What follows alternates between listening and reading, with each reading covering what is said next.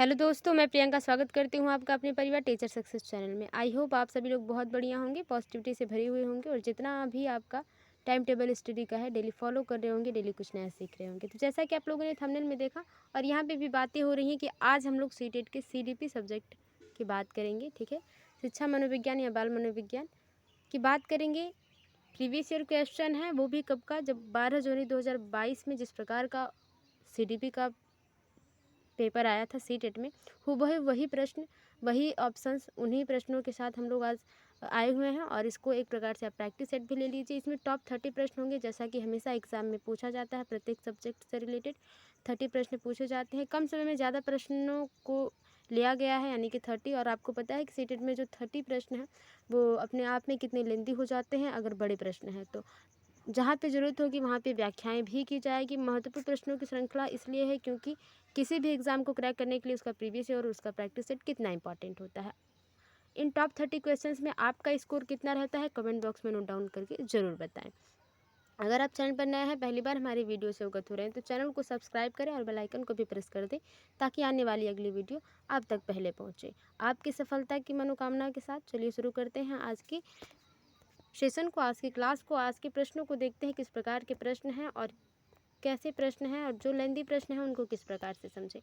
तो पहले प्रश्न की बात कर ली जाए तो देखिए, पहला प्रश्न इस तरह से है, जिसमें कि आप लोगों ने देखा होगा कि जितने भी 2022 और 23 में सीटेट के एग्ज़ाम हुए उसमें देखा होगा आपने, असर्शन और रीज़न से बहुत ज़्यादा प्रश्न पूछा गया, यानी कि अभिकथन और कारण से, जिसको असर्शन ए से व्यक्त करते हैं और रीजन आर यानी कि कारण से व्यक्त करते हैं, और इन्हीं से संबंधित इस प्रकार के ऑप्शंस दिए जाते हैं। पढ़ते हैं। अभिकथन कारण दोनों सही हो सकते हैं, एक सही हो सकता है, एक गलत हो सकता है, दोनों गलत हो सकते हैं।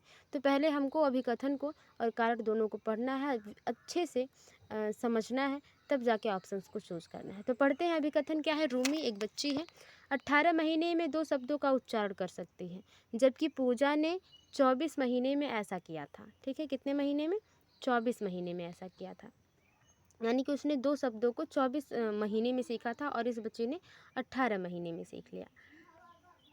इसलिए पूजा का विकास पक्के तौर पर निलंबित है, यानी कि पूजा का विकास नहीं है हुआ है क्योंकि उसने देरी से 2 शब्द सीखा। तो देखिए, अगर अभिकथन को आप समझेंगे तो इस प्रकार से आप समझ सकते हैं इसको कि आपने ये ज़रूर पढ़ा होगा जब भी आपने नोट बनाई होगी या प्रैक्टिस सेट हल किए होंगे कि सभी लोगों की जो विभिन्नताएं होती हैं, जो एबिलिटी होती है, जो क्षमता होती है, वो अलग अलग होती है। क्लास में अगर 20 बच्चे हैं आपके, तो 20 बच्चे अलग अलग तर्क से एक ही बात को अलग अलग तरीके से बताएंगे। किसी भी चीज़ को एक साथ नहीं सीख सकते। कुछ बच्चे जल्दी सीखेंगे, कुछ बच्चे बाद में सीखेंगे, कुछ बच्चे बहुत ही धीरे धीरे सीखते हैं। तो ये जो है व्यक्तिगत विभिन्नता है। तो ये जो है ऑप्शन अभिकथन जो है ये कह रहा है कि अगर पूजा ने देरी से सीखा तो क्या उसका विकास निलंबित है, उस माना जाएगा कि उसने विकास नहीं किया। ये पूरी तरह से गलत है। क्यों? क्योंकि आप जानते हैं कि व्यक्तिगत विभिन्नता जो है वो मायने रखती है, और कोई भी व्यक्ति, कोई भी इंसान, कोई भी बच्चा जो है अपने एक दायरे में रहकर चीज़ों को सीखता है। तो ये तो बिल्कुल गलत हो गया अभिकथन। अब कारण देखते हैं क्या है। विकासात्मक प्रतिमान बच्चों के लिए निर्धारित लक्ष्यों की उपलब्धि के लिए सटीक आयु की सही भविष्यवाणी करते हैं। इसमें कहा जा रहा है कि जो विकास है वो एक सटीक आयु बताई गई है कि हाँ, 2 या 3 वर्ष में बच्चे जो है इतने शब्द सीख लेते हैं। तो ज़रूरी नहीं है कि जो हम लोगों ने अवसत माना है कि मान लीजिए कहा गया है कि जो है बच्चा 1 से 2 साल में वो कम से कम 5 से 10 जो है शब्दों को बोलने लगता है। ठीक है, अगर ये मान लेते हैं हम, तो ज़रूरी नहीं है कि ये सब पर लागू होगा, क्योंकि सभी बच्चों का जो है सीखने का तरीका, विभिन्नताएं अलग अलग हैं। अभी भी हम लोगों ने बात की, तो वही बात हो जाएगी यहाँ पे। तो ये भी जो है गलत है, क्योंकि इसमें प्रतिमान भी है और भविष्यवाणी किसी चीज़ की नहीं की जा रही है। यहाँ पे एक अवसत बताया जाता है, तो भविष्यवाणी यहाँ पे नहीं हो रही है। सटीक भविष्यवाणी किसी आयु की नहीं बताई जा सकती, क्योंकि सभी की जो व्यक्तिगत विभिन्नताएं हैं वो अलग अलग हैं, किसी के समान नहीं है। तो देखते हैं, दोनों गलत है, मतलब अभिकथन और जो है कारण दोनों से गलत है, यानी कि ए और आर, असर्शन और रीजन दोनों गलत हैं। देखते हैं जो ऑप्शन सही, कौन सा ऑप्शन दोनों को गलत मान रहा है। ए और आर दोनों सही है, लेकिन आर सही व्याख्या करता है, ए की नहीं। आर सही है लेकिन एक भी सही नहीं है, दोनों ए सही है लेकिन आर गलत है, नहीं दोनों गलत हैं, चौथा ऑप्शन बिल्कुल सही हो जाएगा। आगे देखते हैं, मध्य बाल्यावस्था का काल है। मध्य बाल्यावस्था का काल है, जब भी देखिए मध्य बाल्यावस्था उत्तर बाल्यावस्था की बात आती होगी तो आपको पता है कि हरलॉक जी हमेशा याद आती हैं, उन्होंने ही इन चीज़ों को बांटा हुआ है। तो सिर्फ काल पूछा है, जन्म से 5 वर्ष, जन्म से 8 वर्ष, 6 से 11 वर्ष, 11 और उससे अधिक। तो देखिए मध्य बाल्यावस्था का काल पूछा है, तो पहले इसका आंसर देख लेते हैं। जो सही आंसर हो जाएगा वो तीसरा हो जाएगा कि 6 से 11 वर्ष की आयु को मध्य बाल्यावस्था की आयु कहा जाता है। आप लोगों ने ये पढ़ा होगा हरलॉक जी के द्वारा कि बाल्यावस्था को उन्होंने 3 चरणों में बांटा है। कितने चरणों में? 3 चरणों में। पहला प्रारंभिक बाल्यावस्था, दूसरा मध्य बाल्यावस्था, पहला क्या है प्रारंभिक बाल्यावस्था, दूसरा मध्य बाल्यावस्था, ठीक है, और तीसरा जो है उत्तर बाल्यावस्था, ठीक है। तो प्रारंभिक बाल्यावस्था कितनी है? वो है आपका 2 से 6 वर्ष, 2 से 6 वर्ष प्रारंभिक बाल्यावस्था है। उत्तर बाल्यावस्था जो है वो 11 से 14 वर्ष है और 6 से 11 वर्ष आपका मध्य बाल्यावस्था है, जो कि ऑप्शन में है। तो ये 3 हैं। आई होप आपको चीज़ें समझ में आई होंगी। एक सबसे ज़्यादा पहले बहुत ज़्यादा प्रश्न पूछा जाता था कि हरलॉक जी ने जो है शैशवावस्था को कितने दिन का माना है, तो मात्र उन्होंने 14 दिन का माना है शैशवावस्था को, यानी कि 2 वीक, ठीक है। आगे देखते हैं, 5 साल के बच्चे क्या कर सकते हैं। देखते हैं, संभावित कारणों और उसके प्रभावों की परिकल्पना, यानी कि जो संभावना है, जो संभावनाएं बन रही, जैसे कि आप मैथ जब हल करते हैं तो वहाँ पे जो संभावनाएं बनती हैं उन जो है फार्मूलों को आप यूज़ करते हैं और उसकी परिकल्पना बताते हैं। तो जो 5 साल का बच्चा है वो ये नहीं कर सकता, आप जानते हैं ये नहीं होगा। घटनाओं और वैज्ञानिक रूप से जांच, वैज्ञानिक रूप से 5 साल का बच्चा नहीं जांच कर सकता। प्रतीकात्मक और अमूर्त, अमूर्त चिंतन, अमूर्त तर्कीकरण वो हो जाएगा जो चीज़ें दिखाई न दे, जैसे गुरुत्वाकर्षण बल दिखाई नहीं देता लेकिन उसका अस्तित्व है। और एक 5 साल का बच्चा, जो कि पियाजे साहब बहुत अच्छे तरीके से उसको अपने संज्ञानात्मक विकास में बताते हैं, मूर्त संक्रियात्मक अवस्था, अमूर्त संक्रियात्मक अवस्थाएं, 4 अवस्थाएं देकर। तो ये बात हो जाती है कि अमूर्त तर्कीकरण एक 5 साल का बच्चा नहीं कर सकता है। लक्ष्य निर्देशित व्यवहार व प्रतीकात्मक खेल की शुरुआत ये बच्चा कर सकता है। क्यों? क्योंकि बच्चे का एक लक्ष्य होगा कि मुझे कार्टून बच्चे ने देखा या पोयम अगर बच्चे ने पढ़ी है क्लास में, जिस प्रकार से उनकी मैम ने एक्शन करके या उन्होंने कार्टून से प्रोजेक्टर से सीखा है, उस तरह से उनका लक्ष्य निर्धारित होगा कि वो सीखेंगे और एक प्रतीकात्मक खेल की शुरुआत करेंगे। जैसे कार्टून में टॉम एंड जेरी वो लोग देख रहे हैं, तो जो उसमें बेहतर होगा, जिसमें उनको जिस कैरेक्टर में उनको मज़ा आएगा उस कैरेक्टर को वो अपने में ढालकर चीज़ों को देखेंगे। तो ये चौथा ऑप्शन बिल्कुल सही हो जाएगा। आगे देखते हैं, डैश बच्चों के प्राथमिक समाजीकरण के लिए जिम्मेदार है। डैश बच्चों के प्राथमिक समाजीकरण, ये देखिए क्वेश्चन को घुमा के पूछ दिया है। नॉर्मली कैसे पूछा जाता है कि बालकों के लिए या बच्चों का प्राथमिक समाजीकरण कौन है, ठीक है। तो स्कूल, धार्मिक संस्थान, संचार के माध्यम या परिवार, तो हमेशा परिवार ही ऑप्शन होता है। तो प्राथमिक समाजीकरण संस्था जो है वो परिवार ही है, यही इसका आंसर भी है। प्रश्नों को थोड़ा सा घुमा दिया गया, बहुत ज़्यादा भी घुमाया नहीं गया है। मान लीजिए सीधा सीधा पूछा गया इसमें भी। अगला क्वेश्चन है, देखिए आप जानते हैं इस टाइम के जितने भी सीटेट के एग्ज़ाम हैं, अगर उनको क्लियर करने हैं, आप सबसे पहले हार्वर्ड गार्डनर और पियाजे, कोहलबर्ग, वाइगोस्की, इन 3-4 लोगों को बिल्कुल पढ़ के चाहिए, क्योंकि ये लोग पूरी तरह से धूम मचाते हैं एग्ज़ाम में। इन लोगों के प्रश्न बहुत अच्छे तरीके से पूछे जाते हैं। देखिए, पियाजे के सिद्धांत में वह प्रक्रिया जिसमें एक बच्चा नए अनुभव का बोध करने के लिए अपने स्कीमा को रूपांतरित और संशोधित करता है, यह क्या कहलाती है, ठीक है, पियाजे जी के अनुसार। जैसे कि बच्चे ने पहले सीखा कि जो ये काले कलर का है वो क्या है, कौवा है। फिर उसने काले कलर की कोयल भी देखी, लेकिन उसने डिफरेंस नहीं कर पाया पहले। उसके बाद में बच्चे ने आवाज़ से उसको डिफरेंस किया कि ये काले कलर के तो दोनों हैं, लेकिन इनकी आवाज़ में भी भिन्नता है, यानी कि ये 2 अलग अलग पक्षी हैं। तो ये अगर बच्चा जान लेता है तो ये क्या कर लेता है बच्चा, अगर बच्चे ने स्कीमा देखा, यानी कि 2 कलर 2 जो है काले कलर की पक्षी हैं वो एक ही हैं, तो ये बच्चे ने एक स्कीमा बना लिया, अनुकूलन कर लिया, उसका संरक्षण कर लिया, उसको बहुत ही बचा के रख लिया। समायोजन और केंद्रीकरण, तो देखिए केंद्रीकरण इस प्रश्न का कोई मतलब ही नहीं है, ठीक है। अनुकूलन, इस प्रश्न में ये दोनों का ऑप्शन ही पूरी तरह से गलत है, आप इसको समझ पा रहे हैं अगर आपने पियाजे जी को पढ़ा है अच्छे से। तो सही ऑप्शन क्या हो जाएगा, एकोमोडेशन, यानी कि समायोजन। बच्चे ने क्या कर लिया, समायोजन कर लिया, अनुकूलन नहीं कर लिया बच्चे ने क्या किया, समायोजन किया। पहले से जो बच्चे ने सीखा था उसमें और संशोधन करके कुछ अच्छा सीखा, ये चीज़ें समायोजन हो जाएंगी। आई होप आप चीज़ों को समझ पा रहे होंगे। आगे देखते हैं अफसा। अफसा नाम है। आलू के एक चिप्स को दिखाते हुए कहती है तितली। आलू के चिप्स को क्या कर रही है, वो दिखाते हुए जीववाद जिसे आप कहते हैं कि तितली उस बच्चे ने कहा। जीन पियाजे के अनुसार इस प्रकार का प्रतीकात्मक विचार किस अवस्था की विशेषता है। देखिए अवस्था से पूछ दिया, अगर चाहता है तो इसी प्रश्न को आप जैसे मैंने अभी भी कहा जीववाद, संरक्षण, स्कीमा, इससे संबंधित भी पूछा जा सकता था। तो ऑप्शन के हिसाब से क्वेश्चन बदलते रहते हैं, क्वेश्चंस के हिसाब से ऑप्शन बदलते रहते हैं।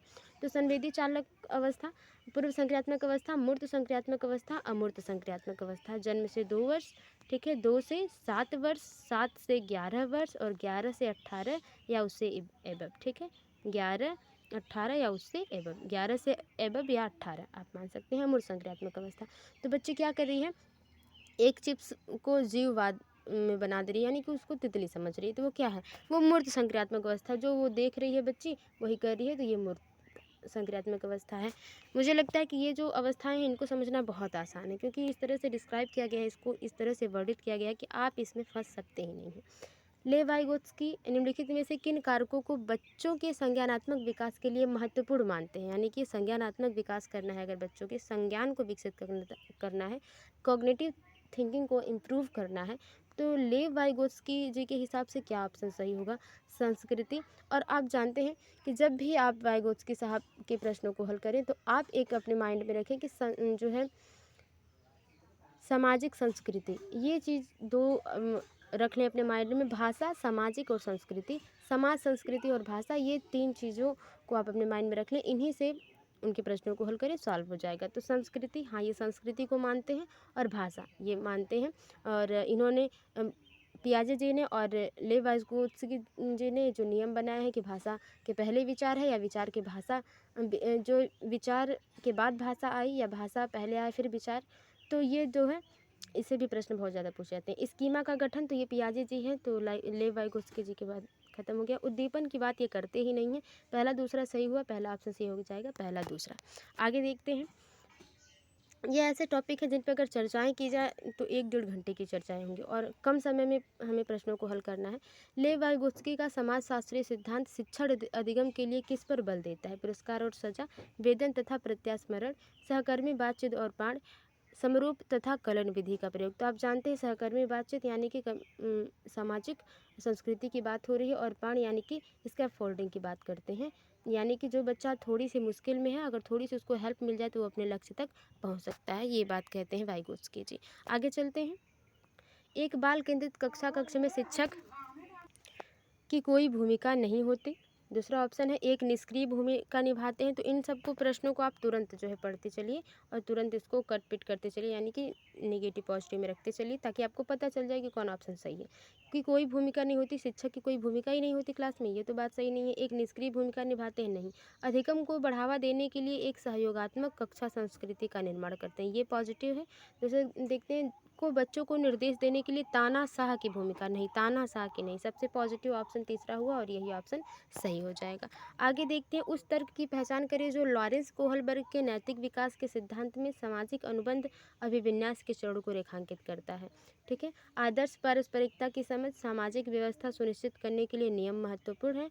मानव उद्देश्य को आगे बढ़ाने के लिए कानून और नियम लचीले उपकरण हैं। विवेक के स्व चुने हुए नैतिक सिद्धांतों द्वारा सही कार्यवाही को परिभाषित किया गया है।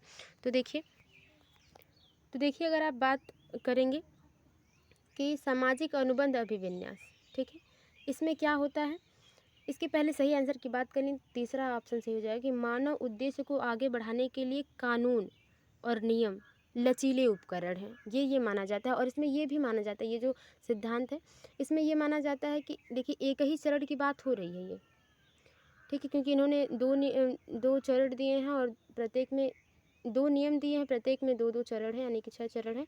तो ये चीज़ें हैं। सामाजिक अनुबंध अभिविन्यास में ये कहते हैं कोहलबर्ग जी कि जो समाज में जो नियम है, समाज के नियम को लेकर चलना है। अगर हम समाज के नियम को लेकर नहीं चलते हैं तो समाज से हमारा संबंध टूट जाता है। यानी कि एक मानव होने के नाते आपका ये धर्म है, ये आपका कर्तव्य है कि आप जो है समाज के नियमों का पालन करें। एक बात।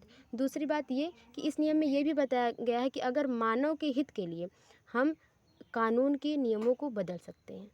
आई होप आप चीज़ों को समझ पाए होंगे। आगे देखते हैं, हार्वर्ड गार्डनर के बहुविधि सिद्धांत के अनुसार किस बुद्धि वाले व्यक्ति अमूर्त विचार के साथ कार्य कर पाते हैं तथा प्रतीकों को हेर फेर कर समस्या समाधान कर लेते हैं। देखिए वही हार्वर्ड गार्डनर जो बहुबुद्धि का सिद्धांत जिन्होंने दिए हैं, लगभग 10 बुद्धि के नियम इन्होंने बताए हैं अलग अलग, और परीक्षण किया है। इन्होंने ये कहते हैं कि अगर एक प्रकार का वातावरण सभी लोगों को मिले तो सभी लोग एक जैसी बुद्धि, कई तरह की बुद्धियों में निपुण हो सकते हैं। ठीक है, वही बात है। तो क्या बात हो रही है कि अमूर्त विचार के साथ साथ प्रतीकों को हेर फेर करके समस्या समाधान कर लें। तो सृजनात्मक, स्थानिक, तर्कशास्त्री, गणितीय, प्रकृतिवादी। देखिए प्रकृतिवादी वो हो जाएंगे जो प्रकृति में विश्वास करेंगे, प्रकृति में काम करेंगे। स्थानिक वो जो मैप बनाते हैं, कार्टून बनाते हैं वो लोग। सृजनात्मक जिनकी सोचने की क्षमता अच्छी हो, कॉग्निटिव थिंकिंग की बात हो रही है। लेकिन यहाँ पे क्या हो कि अमूर्त विचार करें और उनमें हेर फेर करके समस्या समाधान कर लें, जो कि तर्कशास्त्र और गणित में होता है। गणितीय बुद्धि में हमारी ये होती है कि हम किसी भी फार्मूला को लगाते हैं, बस हमारा ये मोटिव रहता है कि फार्मूला सही लगे और उसके जो सिद्ध करने का तरीका हो वो बेहतर हो और जो ज्ञात हो वो अच्छा हो। ये बात है, तो ये बात सही हो जाएगी। आगे देखते हैं, भारत में अधिकांश कक्षाएं बहुभाषित होती हैं। ठीक है, बहुभाषित होती हैं, यहाँ पे बहुभाषी होती हैं और इसे शिक्षक डैश के द्वारा के रूप में देखा जाना चाहिए। एक संसाधन, एक बाधा, एक बोझ, एक समस्या। तो एक संसाधन के रूप में बहुभाषिकवाद को किसके रूप में, एक संसाधन के रूप में देखना चाहिए। बहुत ही आसान है और कई बार आप लोगों ने हल कर लिया होगा। अगर आपने एक दो प्रैक्टिस सेट भी हल किए होंगे तो आपने ये प्रश्न देख लिया होगा। बहुत आसान था 12वां प्रश्न। 13 प्रश्न ये कि एक शिक्षक हमेशा लड़कों को फर्नीचर को हिलाने जैसे कार्य करने के लिए कहता है और लड़कियों को कक्षा को साफ सुथरा रखने के लिए। यह धारणा उपयुक्त नहीं है क्योंकि यही डैश का उदाहरण है। जेंडर रूढ़िवादिता, जेंडर पहचान, जेंडर स्थिरता, जेंडर समानता। वही बात हो गई। इस प्रश्न का मतलब वही हुआ कि जो लड़के हैं वो बाज़ार में सब्जी लेने जाएंगे या खेत का काम करेंगे और लड़कियां जो है सिर्फ घर का काम करेंगी। तो ये जो अलगाव है वो किसको दर्शाता है, वो जेंडर रूढ़िवादिता को दर्शाता है, जो कि गलत है। और लेकिन इस क्वेश्चन के हिसाब से यही ऑप्शन सही हो जाएगा। आगे देखते हैं, राष्ट्रीय शिक्षा नीति 2020 क्या प्रस्तावित करती है। बहुत ही आसान प्रश्न है, अगर आपने पढ़ा होगा तो। विश्लेषण और आलोचनात्मक सोच जैसे उच्च क्रम के कौशल का परीक्षण, प्रत्यास्मरण आधारित वस्तुनिष्ठ प्रकार के परीक्षण, आकलन के योगात्मक तरीके, परीक्षा के लिए सीखना। 14 के सही आंसर की बात कर ली जाए तो जो सही आंसर हो जाएगा वो पहला हो जाएगा। किसी भी चीज़ का निगेटिव और पॉजिटिव दोनों पहलू देखना और उसमें एक अच्छे कौशल का निर्माण करना, उसका परीक्षण करना। आगे देखते हैं, एक शिक्षिका अपनी कक्षा में व्यक्तिगत भिन्नताओं का अर्थ पूर्ण ढंग से किस प्रकार ध्यान में रख सकते हैं। यह स्वीकार करके कि भिन्नताओं का अर्थ अभाव नहीं है, ये भी कुछ ठीक है।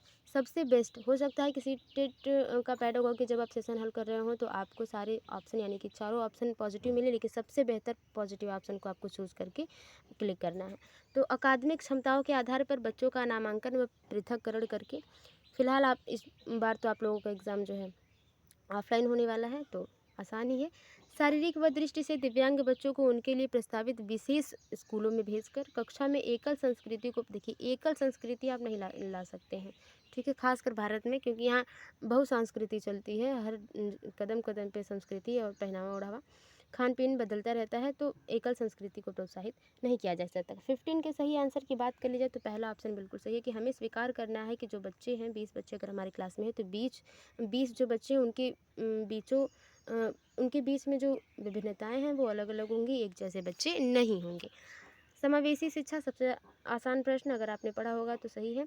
समावेशी शिक्षा में किसकी आवश्यकता है। सीखने का अनुकूलन माहौल, विद्यार्थी का नामकरण, विद्यार्थियों का अलगाव, रूढ़िवाद को मजबूत बनाना। रूढ़िवाद तो नेगेटिव है, आप जानते हैं, जेंडर बयास, जिसमें लड़कियों को अलग काम और लड़कों को अलग जो है श्रेणी में रखा जाता है। तो रूढ़िवाद को मजबूत नहीं करना है आपको, अलगाव नहीं करना है, बच्चों के सिर्फ नामकरण नहीं, सीखने का अनुकूलन माहौल बनाना है आपको कि बच्चा जिस भी माहौल में सीख पाए वो माहौल आपको स्कूल में क्रिएट करना है, बनाना है।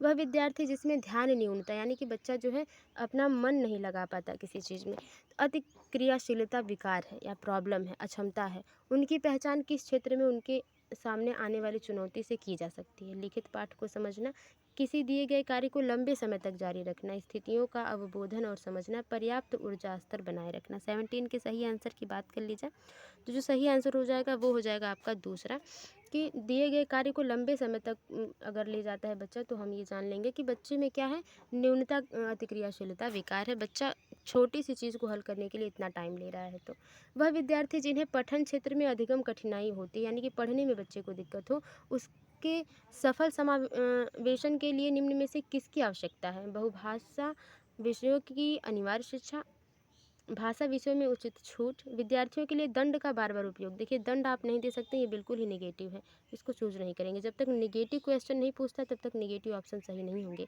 विद्यार्थियों का अस्थायी अलगाव नहीं करना है आपको। 2 ऑप्शन पॉजिटिव बचे, वो उसमें सबसे पॉजिटिव ऑप्शन आप चूज कर रहे होंगे।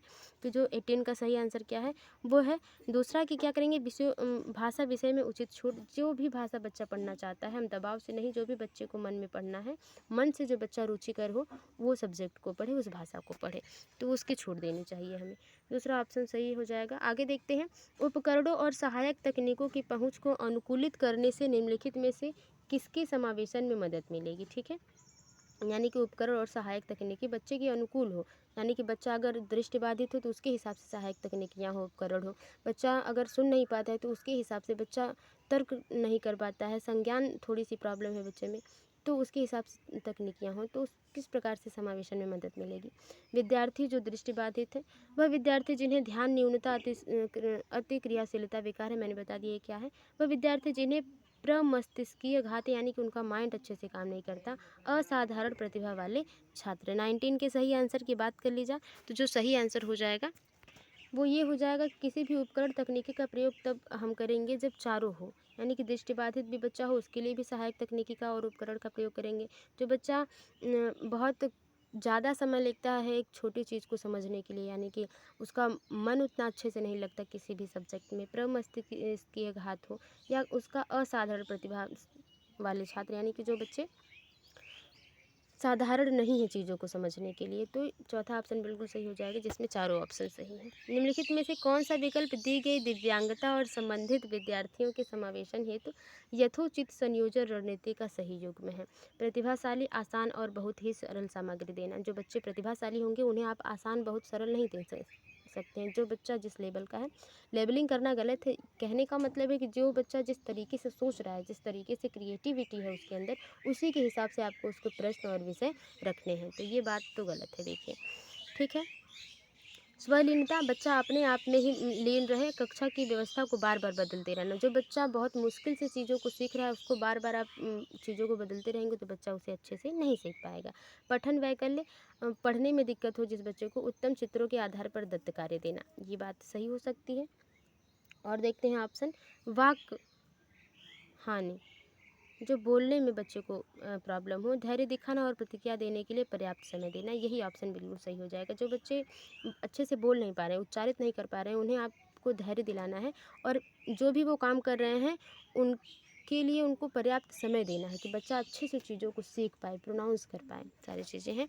आगे देखते हैं, अधिगम तब प्रभावी होता है जब वह बाहरी प्रेरकों द्वारा निर्देशित किया जाता है, यानी कि आपको सीटेट क्वालिफाई करना है लेकिन आप अंदर से जो है मोटिवेटेड नहीं है, आपको बाहरी मोटिवेशन की ज़रूरत है, तो आप किसी भी एग्ज़ाम में सफल नहीं हो सकते। ठीक है, तो ये क्वेश्चन के हिसाब से मैंने कहा है। यह प्रतिस्पर्धा को, देखिए कंपटीशन को बढ़ावा देगा, तो वो ऑप्शन गलत है। आप ये याद रखिए, कंपटीशन की बात जहाँ होगी, जहाँ केवल लिखा हो, ऐसे प्रश्न, ऐसे जो वाक्य होते हैं, ऑप्शन होते हैं, वो अपने आप में नेगेटिव टैग वर्ड्स को रखते हैं। विद्यार्थियों के लिए अधिगम लक्ष्य पूरी तरह से शिक्षक द्वारा तैयार किया जाए, मतलब लक्ष्य आपको प्राप्त करना है और टारगेट कौन सेट करेगा, टीचर, ये बात तो गलत है। विद्यार्थी को अपने अधिगम लक्ष्य स्वयं निर्धारित करने के लिए अवसर दिए जाए, बच्चे को खुद चूज करने के लिए दिया जाए कि बच्चा क्या करना चाहता है लाइफ में, फ्यूचर में, तो ये ऑप्शन सही है, बिल्कुल पॉजिटिव है। आगे देखते हैं, शिक्षण अधिगम का रचनावादी दृष्टिकोण क्या है, तो आप प्रश्न समझ ही रहे हैं, इस प्रश्न में कुछ है नहीं। सूचना के निष्क्रिय, निष्क्रिय रहेगा चीज़ें, तो निष्क्रिय है मतलब कि गलत है। बच्चों की बुद्धि लब्धि की गणना को प्रोत्साहित करना, ये कुछ पॉजिटिव है। अधिगम का अर्थ निर्माण प्रक्रिया के रूप में देखना, क्रमादेशित निर्देश उपयोग पर केंद्रित है। 22 के सही आंसर की बात कर ली जाए तो जो सही आंसर हो जाएगा रचनावादी दृष्टिकोण किस लिए है कि अधिगम का अर्थ निर्माण, यानी कि जो बच्चा अपने से जो अधिगम जो भी कर रहा है बच्चा, वो अपने से नियमों का निर्माण करे, प्रक्रियाओं को देखे, तो वो ऑप्शन बिल्कुल सही हो जाएगा। वही जो है रचनावादी दृष्टिकोण हो जाएगा एक अधिगम में।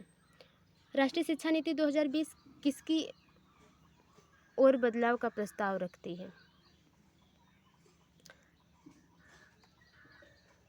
यह सीखना कि कैसे सीखना है। रटने की प्रक्रिया, देखिए रटना आ गया तो ये भी एक टैग नेगेटिव टैग वर्ड है, ये रहेगा तो आपका नेगेटिव ऑप्शन हो जाएगा। पाठ्यक्रम क्रम सामग्री में वृद्धि, मानकीकरण। देखिए मानकीकरण आप देख ही रहे हैं, मानकीकरण का मतलब क्या होगा। तो इसके सही आंसर की बात कर ली जाए तो सही आंसर जो हो जाएगा पहला ऑप्शन बिल्कुल सही हो जाएगा कि जो बच्चा सीख रहा है वो उस पर ही निर्भर हो कि इसको मैं किस प्रकार से सीख सकता हूँ।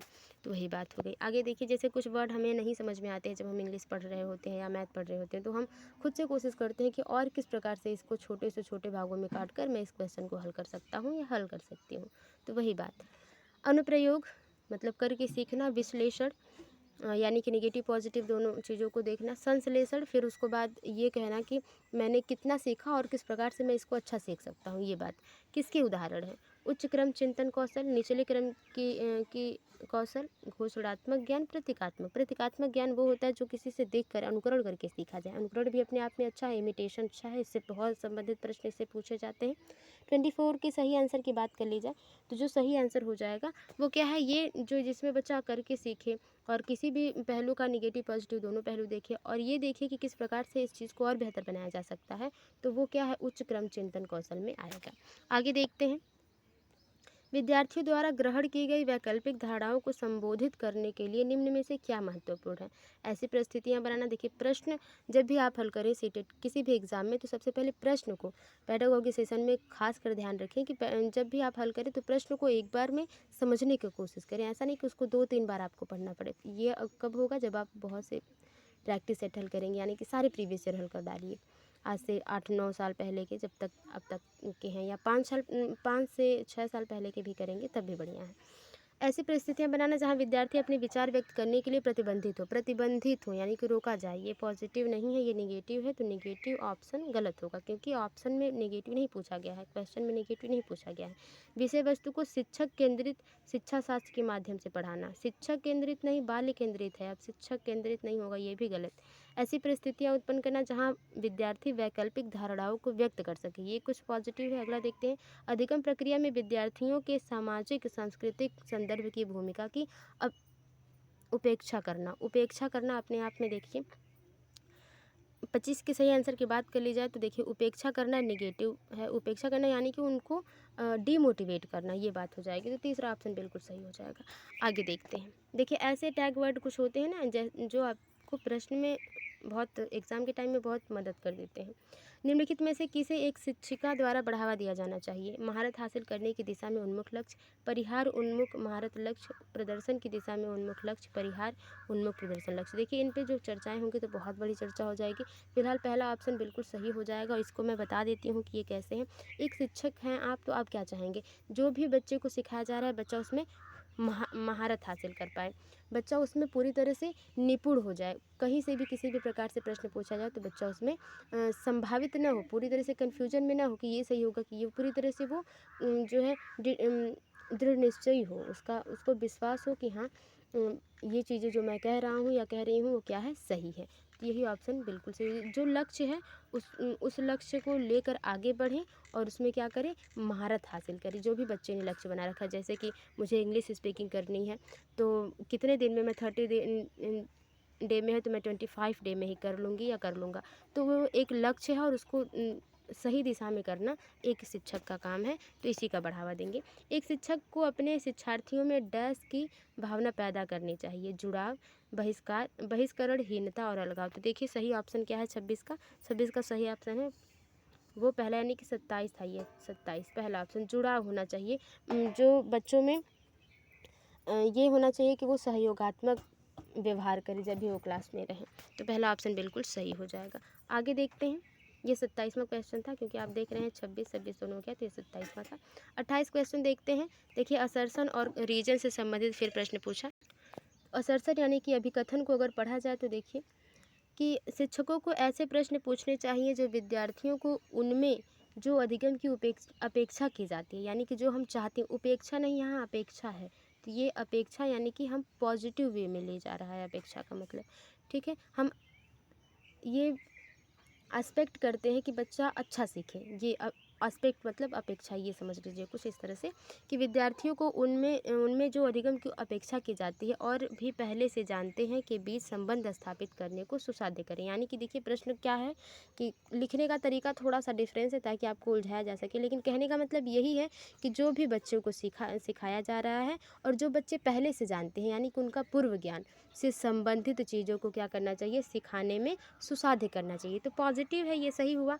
पूर्व ज्ञान नई अवधारणा के अधिगम में कोई भूमिका नहीं निभाता। देखिए पहले जो बच्चे ने सीखा है, क्या वो आपने जो पहले सीखा है वो अब काम नहीं देता है? ये बात तो गलत है। तो ये बिल्कुल बात गलत है, यानी कि पहला सही है लेकिन दूसरा गलत है। ए सही है लेकिन आर गलत है, ये बात है। तो ए और आर दोनों सही है लेकिन आर सही व्याख्या नहीं करता। देखिए ए आर दोनों सही हैं, ये नहीं है। ए सही है लेकिन आर गलत है, तीसरा ऑप्शन बिल्कुल सही हो जाएगा। आगे देखते हैं अगला क्वेश्चन 29। निम्नलिखित में कौन सा प्रेरणा के स्रोत और प्रेरणा के प्रकार का सही मिलाप युग्म है? दंड से बचाव, आंतरिक प्रेरणा, ये आंतरिक प्रेरणा कभी हो ही नहीं सकती। नगद पुरस्कार, आंतरिक प्रेरणा नहीं होती। आंतरिक, ये तो बाहरी प्रेरणा हो गई कि बच्चे से कहा बच्चा पोएम अगर सुना दोगे तो मैं आपको 5 रुपया दूंगा या दूंगी, तो ये तो आंतरिक प्रेरणा हुई नहीं। जिज्ञासा बाहरी प्रेरणा नहीं है, जिज्ञासा जो रुचि है, जो जिज्ञासा है वो आंतरिक प्रेरणा है। देखिए इसी का चौथा ऑप्शन रुचि एक आंतरिक प्रेरणा यानी कि जिज्ञासा, तो चौथा ऑप्शन बिल्कुल सही हो जाएगा। ये बहुत ही आसान प्रश्न था।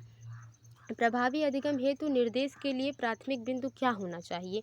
असफलता का डर, अच्छा मतलब कि अधिगम हेतु कुछ प्रभावी अधिगम यानी कि जो भी सिखाया जा रहा है बच्चा अस्थाई तरीके से सीख ले, अस्थाई नहीं अस्थाई तरीके से अधिगम कर ले, यानी कि एक बार उसको पढ़ा दिया जाए या सिखा दिया जाए तो बच्चा उसको दोबारा न भूले, यह अस्थाई अधिगम हो गया। तो उसका प्राथमिक बिंदु क्या होना चाहिए? असफलता का डर, बच्चों का सामाजिक सांस्कृतिक परिप्रेक्ष्य, सफलता के लिए इनाम, प्रतिस्पर्धा की भावना। देखिए अगर इस प्रश्न को काटेंगे तो यहाँ कंपटीशन आ गया, ये कट गया। सफलता का इनाम नहीं देना है, बच्चे को लत लग जाएगी। असफलता का डर, अगर इसकी बात कर ली जाए, असफलता का डर, बच्चे में पहले से ही असफलता का डर होगा। जो बच्चा असफल होने से डरता है वो कभी सफल नहीं हो सकता, चाहे वो व्यक्ति हो, चाहे आप हैं, हम हैं, कोई भी हुआ।